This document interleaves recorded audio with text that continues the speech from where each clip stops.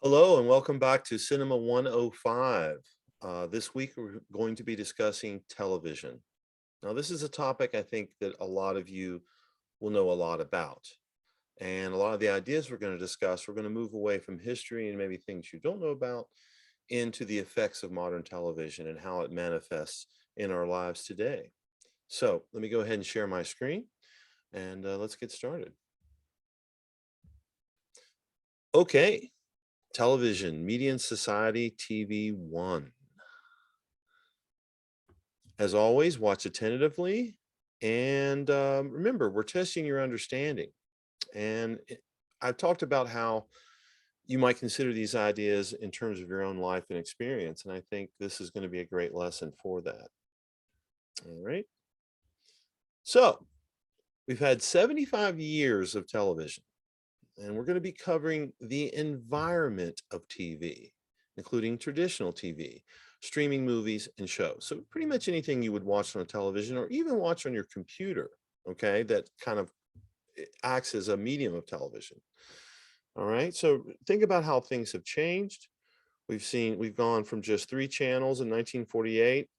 We added a fourth in 69 and then 5 and 6 in 86. So a lot different than our environment today. So TV numbers. Average number of hours watched in America, 3.1 hours a day. That's a lot. Average number of TV sets in US homes, 7.5. That's a dramatic difference from the 50s and 60s when there was only one. Now, the average cost is around $500.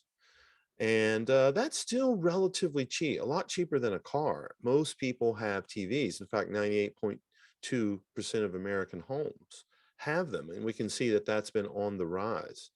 So think about it. How many TVs are in your home? And even how many devices do you own or have in your home to watch TV? That could be an iPad, an iPhone, or a computer. American TV viewership peaked around 2011, which is when streaming was introduced. We still have people watching both on traditional TV and on streaming now, but we're seeing that streaming is beginning to have an effect, particularly with the youth. So we want to talk about the media environment that television creates. And you see the two different images I have from the past and the present. So consider the environment the media creates, okay? The American home has been slowly transformed by the medium. TVs have gotten bigger and more dominant in the room. As the technology improves, it amplifies its effects on the audience. This is why we say the medium is the message. So let's consider it further. In the old days, we had one set in the living room. Today, multiple screens in nearly every room. TV was only viewable on a TV set. Now it's viewable on multiple devices. We had few channels in the past. Now we have as many channels as you can afford or pirate. It was black and white till 1960, regular TV. Now we have color, stereo, 3D. It's instantaneous and it's HD TV. So the picture's a lot clearer. Old television had broadcasts at specific times. Now broadcasts are available on demand. Commercials on all channels of old TV. Now, no commercials if you pay or if you pirate. Old TV was not 24 hours and had a limited catalog. Okay, it wasn't 24 hours until the 70s. Okay, TV today is 24/7, 365, anywhere with a device with an unlimited catalog if you pay or pirate. So, in summation, old TV was more of a group experience because there was a single TV in the living room that everyone watched together. Modern TV is more of an individual experience. It's not exclusively individual, but most of your watching will take place alone on your private device. So it's gone from being communal to private. It's gone from being a piece of furniture to being theater in the home, making it less public and more personal. And the television shows reflect that. We have much more niche shows to cater to the more niche audiences that are watching. So the medium is the message. As television has changed, so too has its effect on society. So look at the things that have been obsolete: videotapes, cable, the TV guide, all that's available now. We've gone from a more public communal experience into a more private, individualistic experience. The medium is the message. So the medium changed to give you 24/7 access. This had as much or more effect on viewers' behavior as the contents of the shows they watch. Remember, many of the shows remain the same, but now you could watch anywhere, anytime, and you could watch all the episodes. It created binging. So Marshall McLuhan has to say, all media work us over completely. They are so pervasive in their personal, political, economic, aesthetic, psychological, moral, ethical, and social consequences that they leave no part of us untouched, unaffected, unaltered. The medium is the message. Any understanding of social and cultural change is impossible without a knowledge of the way media work as environments. So important thoughts there from our class guru. So here's what we're going to discuss today. Here's a summary of my television observations. See if you agree. Maybe you'll have ones of your own. Number one, all television advertises other television. Two, TV glorifies and trivializes events and people on its screen. Three, TV promotes dominant cultural values. Okay, let's get into it. So TV advertises other TV. Okay, we see this constantly. Television advertising other television. The goal is to keep you coming back for more, to keep you tuned in, all to keep you watching. Now, social media has been critiqued for being addicting, but TV has been doing this since its inception. Pre-streaming, weekly broadcasts at the same time were designed to keep the audience tuned in regularly, weekly. Cliffhangers in the shows keep you coming back for more. That's when a cliffhanger is when a show ends rather dramatically without resolving what's going to happen to the protagonist who is in peril. And this, of course, has led to binging. Okay, this is a modern addiction. And we see tremendous effects of binging, and it's very popular across the board. A Netflix survey found that 61% of users regularly watch between 2 to 6 episodes of a show in one sitting. Most Netflix members chose to binge watch their way through a series versus taking their time. Does this sound familiar to you guys? This is an interesting little one. Over 300,000 people watched all 9 episodes of the second season of Stranger Things on the first day it was released. Okay, so this is very common. It's across the board. Over 90% of members say they have had their first binge. So this isn't just young people. This isn't any particular group. Everyone's doing it. Here's some of the shows that they're watching the most. 3 days is how long the first binge usually lasts. So this is growing in popularity. It's led some shows to release their episodes one at a time to sort of get the audience to soak it up. So here's some more numbers on how binging is popular. You see, 1.8 hours is the average number of hours in Netflix customer binges. So the question rises as to why. When binge watching your favorite show, your brain is continually producing dopamine. You're getting that hit from your favorite show. And your body even experiences something like a drug-like high. You experience a pseudo addiction to the show. You develop cravings for more dopamine. Okay, how many times have you been, oh, I'll just watch one, and you watch a couple more? It's that dopamine hit that you're desiring. And of course, the young are leading the way with this, including staying up all night to watch favorite shows. That's a very popular thing. The young are probably the biggest bingers. And why? So, well, there are services to binging. For one, it relieves stress. Many people like to binge after a long day's work. It gets their mind off the stresses of the day. But of course, there are disservices. We get let down after we've binged and the season or the show is over. When we substitute TV for human relations, we disconnect from our human nature and substitute it for the virtual. Very often we go into a state of depression because of the loss of what we were experiencing, the loss of that dopamine hit. So looking into the future, there's something that's coming down the pike. It already exists called social television. I found this very fascinating. It's the union of television and social media. Millions of people are now sharing their TV experience with other viewers on social media while they're watching. And TV networks are increasingly sharing video clips on social platforms to monetize engagement and drive viewers to their site. Is this an inevitability? And consider it, This may not be for you, or even certainly not for older generations, but for the kids and for those yet unborn. So television has changed due to social media. Its content is assessed, talked about, criticized, recommended, and shared 24/7. The favorite shows have all kinds of podcasts and video casts talking about them and their plots.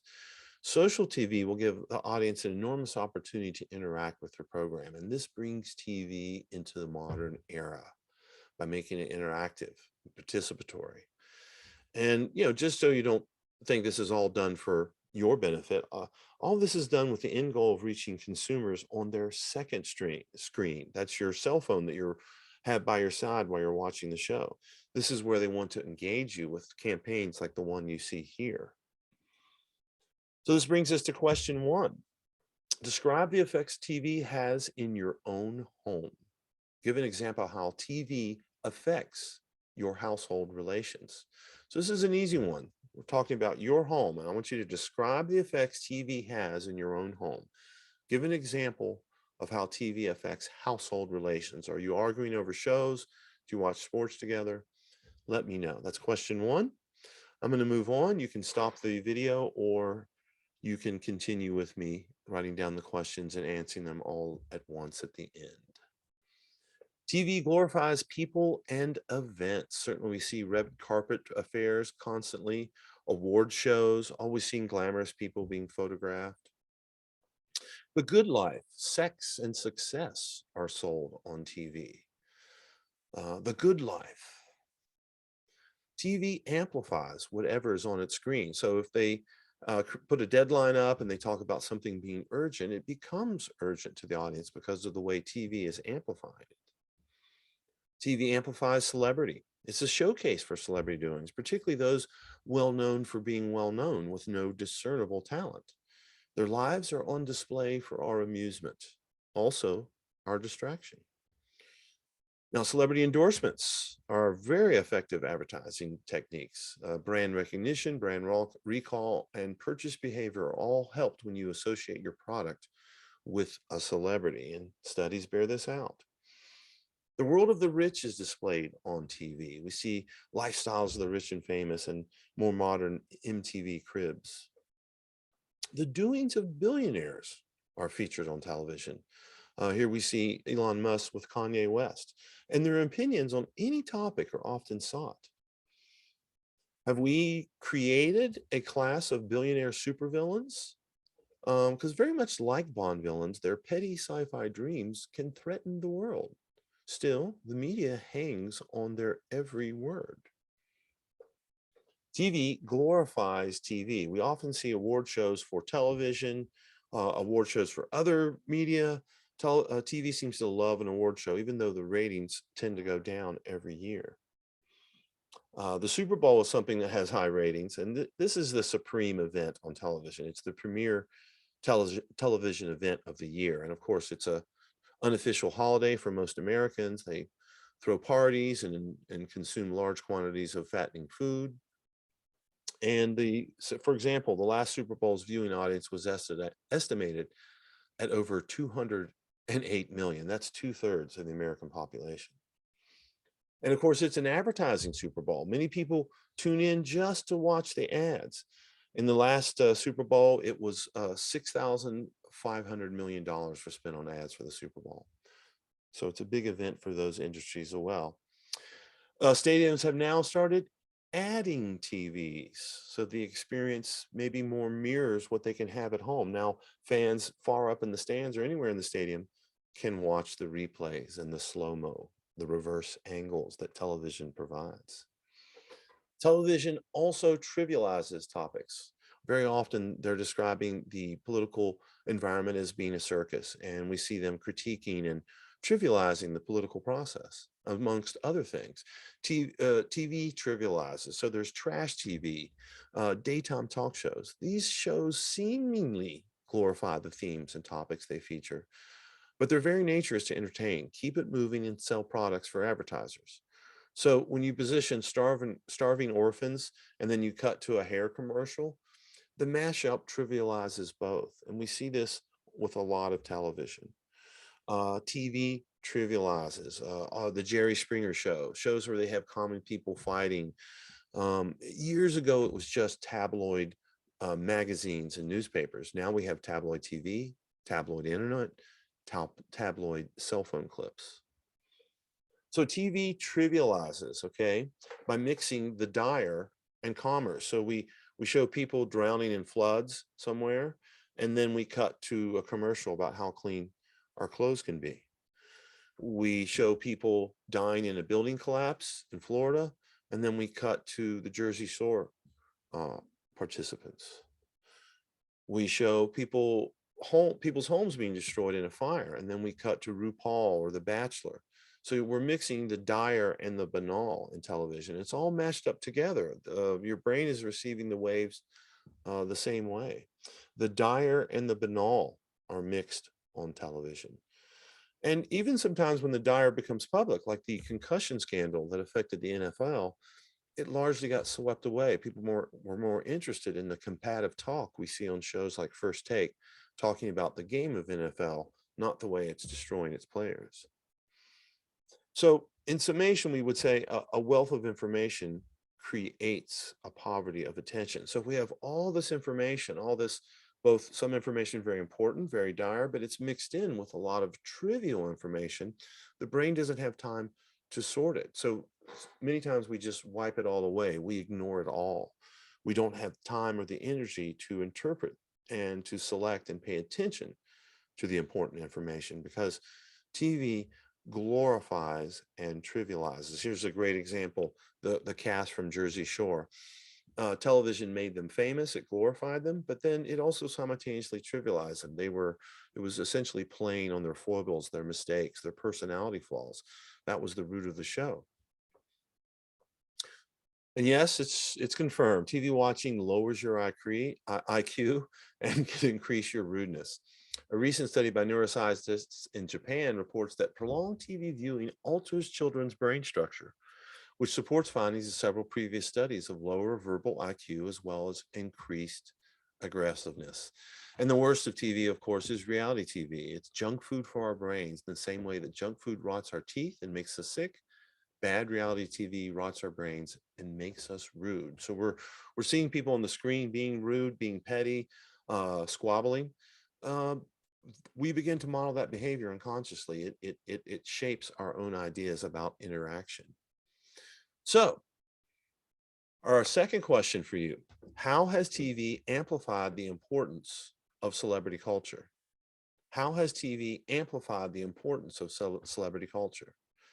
Give an example and explain. That's our second question. Please write down the question, even with its spelling mistake or I forgot the of, and answer it in Canvas. I'm going to continue on. You can stop now and answer this question in Canvas, or you can continue with me and answer them all at the end. Moving on. TV promotes dominant cultural values. Okay. So, youth and beauty, certainly. Most people on television are traditionally attractive. TV shows, movies always want to have young people to attract that audience in. Rarely are shows made exclusively about much older people. That doesn't happen a lot. They'll have a granddaughter or grandson as part of the cast. Beauty is the rule on televisions. There's shows about being beautiful and about how to improve your look. And here is a really amazing show called The Swan. I don't think it's on television anymore, where they would take, I guess, presumably less attractive women in the traditional sense and turn them into television ready stars through plastic surgery, a makeup, breast implants, whatever it took. And this was a show that was on television for quite a while, almost insinuating that these women weren't adequate until they were remade in the image of television. Patriotism, certainly a value we see promoted on television.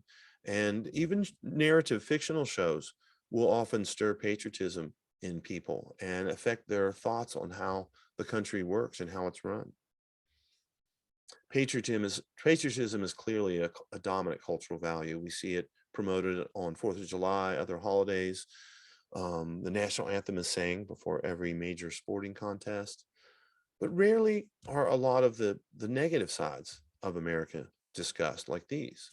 Rarely are these brought up. More time is given to how great America is. TV promotes dominant cultural values, including ideas of masculinity and femininity. Indeed, television models masculinity and femininity. TV demonstrates how to be a man or how to be desirable. Okay, and we see examples with this. So some of the male role models, I don't have time to discuss them all, but we see very common ones played out that we see in a lot of shows, like so fools, clowns, and bad dads. We see that in a lot of TV sitcoms, a lot of comedies.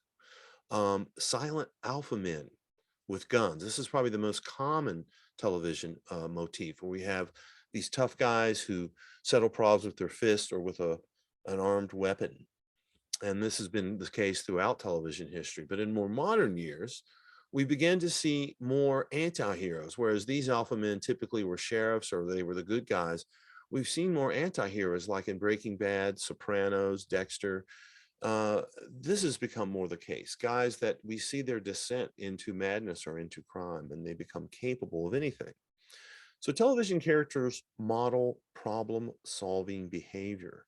Our favorite characters get into and out of trouble in ways we find interesting, entertaining, and yes, educational. Female role models, of course, we have the over-sexualized vamp. There's very commonly a very attractive female character who is sexualized in a show, even if that would be inappropriate in the setting for a show. Very common. In more modern years, we've seen tough, ruthless fighters, assassins, sometimes cops, killers who are possessed of kung fu skills, and we see that in movies and TV quite a bit. Also in more modern era, as women have become more liberated, asked for more rights and so forth, we've seen the girl boss character, demanding, even sometimes portrayed as being very bitchy on the shows. Television gives us characters to aspire to. They get to do and say what we wish we could. They act where we might wait. So television promotes dominant cultural values. Certainly family is a dominant cultural value that's portrayed in America. And we see two different examples here, two very contrasting. One older, showing a family that surely loves their guns. That's a known American cultural value. But now this displays a more urban reality. And we're starting to see dominant cultural values change as culture itself changes. As culture becomes more diverse, becomes more urban, and becomes more youth-driven. Remember, the youth are driving marketing. So what we're seeing now is television has begun to change its protagonists in response to changing cultural values. So I put up, this is a painting from Norman Rockwell in the middle of the 20th century. He painted these very sweet, almost idealistic, Disney-fied versions of American family, which of course were all white. And today in television, we see more diverse protagonists and characters. We see mixed race. We see portrayals of alternative lifestyles, of LGBTQ characters, okay? New characters and shows reflect the new values of the youth. And remember, television is trying to appeal to the youth, not exclusively, but television, like movies and other media, want to capture customers at a young age. This is how they draw you in. So we're seeing more LGBT characters and diverse lifestyles, more diverse protagonists, more women-led shows. But sometimes they go too far. For example, the internet is apparently hating on Marvel's new woke superheroes, Snowflake and Safe Space. Sometimes when the media tries to lean in too heavily into whatever is trending, they can go too far in the perception of the public and get hated on it for it. So consider this.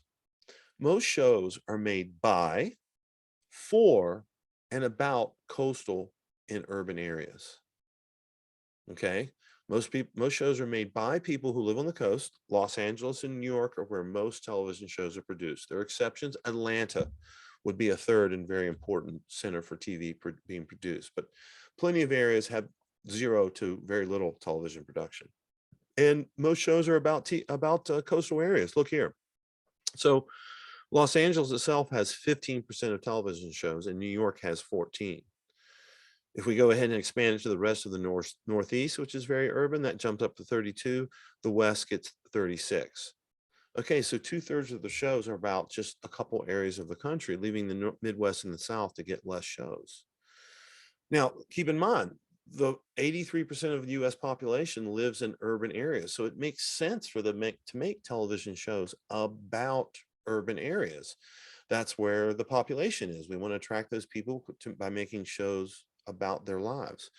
And this has been changing over time. As we can see here from the change in the topics for shows, we have city shows, suburban shows, and then in the gray we have rural shows. Back in the 50s, these shows were hugely popular. America was more rural, but it was slowly transferring to becoming more urban, and we see the growth of urban shows. So in the last 10 to 20 years, they've come to dominate. Most shows are about city things. Suburbs in particular have declined. In recent years, rural shows have made a comeback, but city shows still dominate. Remember, 83% of the US population lives in urban areas, up from 64% in 1950. All right, so we're seeing these changes being reflected in the media. So how is this affecting the population? Let's take a look. How might these new values coming from the city, affect rural Americans where traditional values still rule?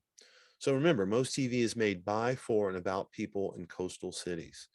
Coastal cities have diverse races and cultures intersecting in ways not seen or experienced in rural areas. Rural lifestyles are often portrayed or less often portrayed, and often they're ridiculed by some shows, as some of the examples that I have down here. And, most TV production creatives, I've known many, tend to be progressive politically, and they live affluent lives. They live in urban areas, they drive nice cars, go to good parties, and know interesting people. Those aren't the same lives of the people that are necessarily in rural areas. They don't move in the same milieu. So we see urban cultural values being pumped out, not exclusively, but a dominance of urban cultural values being pumped out. So, wealth. Here we see sexuality explored in Euphoria, wealth and billionaires explored. Real House lives. These people are people of privilege. They have the luxury of being on television with glamorous homes and lives. The people and friends all live together in this amazing apartment, yet they never seem to work. We see a lot more LGBT portrayals. We see alternative lifestyles and people of color more on television. And I'm certainly not against this. In fact, I'm all for it. Television's gotten better as it's gotten more diverse. But what's happening is we're seeing these lifestyles more common in coastal urban areas being broadcast out to the rest of the world, essentially broadcasting urban values to the entire country, where they often clash with rural values. So television brings the American city to the country and indeed to the world. So doctors in Chicago, lawyers in LA, cops in New York, narcos in Miami. This is beaming all out to places where the lifestyle might be very different. And for some people who don't travel to the city, this becomes their entire impression of American life in cities. They don't know any better. Perhaps it makes them hate or disregard cities and urban life. It seems like a crazy mess with all of these dramas playing out, all of these crimes. And this has led to a lot of unfortunate opinions on the part of Americans, and certainly urban crime shows play a role. TV crime shows present a warped view of our criminal justice system. And this is coming from a report which analyzed the effects of crime shows.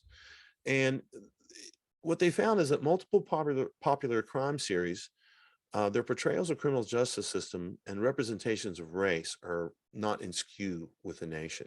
The report says inaccurate portrayals of crime and the criminal justice system are impacting how viewers see reality. They often see it as good guys versus bad guys.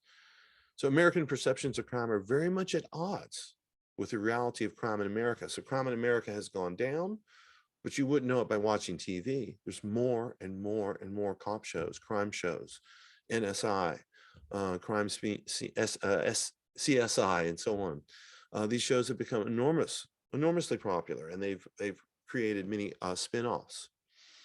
On television, we see crime is punished, but particularly petty crime.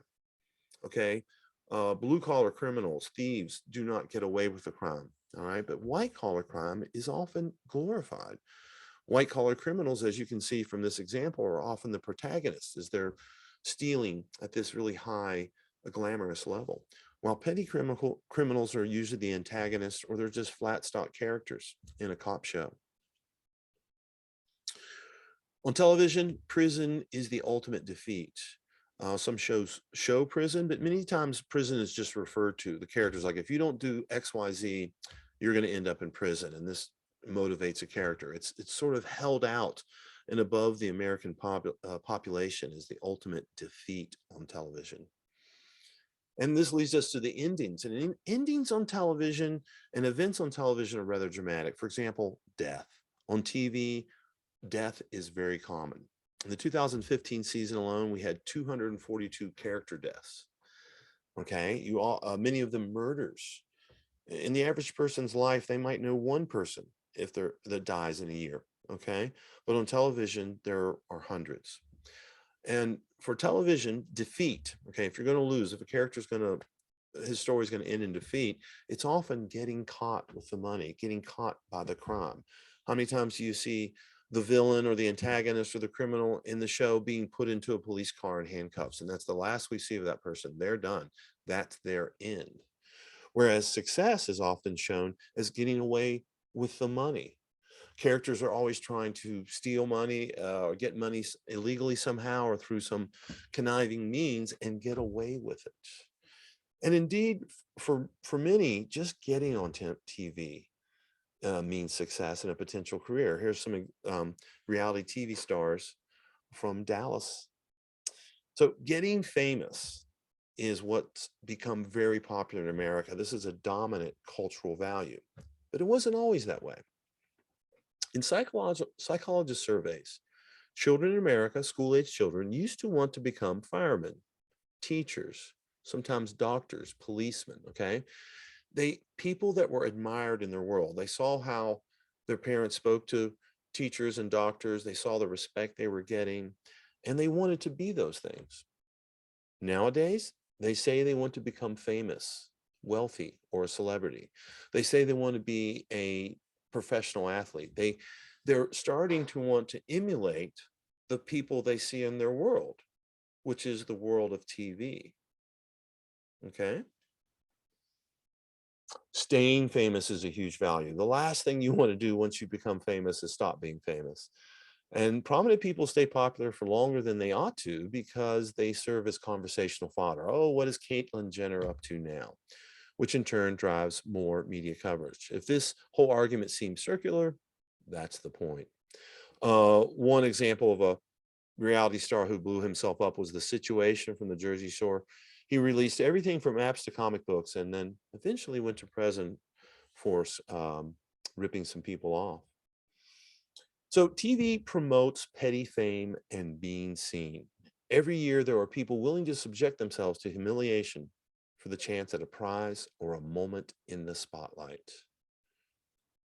We know the shows. They turn basically on people being willing to participate in a game show, to be rejected on national TV, to have people talk about them on social media. Every year, thousands of contestants. Something I don't think I'd want to do. So, television. Be a conscious consumer. Coming into the conclusion now, here's some services and disservices of television. It's certainly entertainment, but it's also education, public alerts, companionship. Think about that. People that are alone often turn to television. But there are other ones like it promotes dominant cultural values. That's certainly a service. But some people could see that as a disservice if they disagree with those dominant cultural values. It also promotes laziness and addiction. It trivializes events. It promotes consumption and consumerism, okay, and glorifies shallow values in people. In fact, McLuhan says all media exists to invest our lives with artificial perceptions and arbitrary values. He goes on to say, anyone who tries to make a distinction between education and entertainment doesn't know the first thing about either. Now let's think about that. We think of television as just being entertainment, but isn't it also an education and culture every time we turn on? Aren't we seeing behavior modeled for us as we watch it? We tune into characters we like and we like the way they solve problems. Television is educational, even if it's not conscious, it's unconsciously educational. So television has many other services, but sometimes some people might think of these as disservices. This is sort of up for debate. Nationalism, depending on your point of view, that could be a service or disservice. Celebrity, materialism, fear, depending again on your point of view, that might be a service or disservice to the culture. So in review, the invention of television has had an enormous effect on the American home and society for 70 plus years, and we have yet to fully comprehend it. The combination of TV and the internet is creating another social revolution, but it's just a mere 12 years in the making, with even less known about it. That's where we are now. Certainly, advancements in technology have had an enormous effect on the television environment. Now it's convenience in TV viewing that has become the dominant value, giving the people what they want when they want it. That's key. If you don't make it convenient, people are not going to tune into your program. So what we're saying here is the medium is the message. So final thought, consider this. Once you see the boundaries of your environment, they are no longer the boundaries of your environment. That's why we're talking about this stuff. We're talking about TV. I'm trying to get you to look and see the effects of television, the effects they might have on you. Kind of think about your relationship to television. Think about the boundaries of your environment. So this leads us to question 3. What cultural values do you see promoted on TV? Okay, use some of the terms and examples that I gave. Come up with your own examples would be better, but I want you to see, I want to see that you've taken in the lecture, and tell me, what cultural values do you see on television? So give me examples and explain. Write the question down and answer in Canvas. And that brings us to the end. So I'll go ahead and escape and give my final word here. All right, so hope you enjoyed that lesson. It's probably about a lot more information that you know quite a bit about than the last lesson. So think about how your own life and experience and answer those questions meaningfully. Give me some interesting thoughts on those. All right, guys, have a great week. We'll see you soon.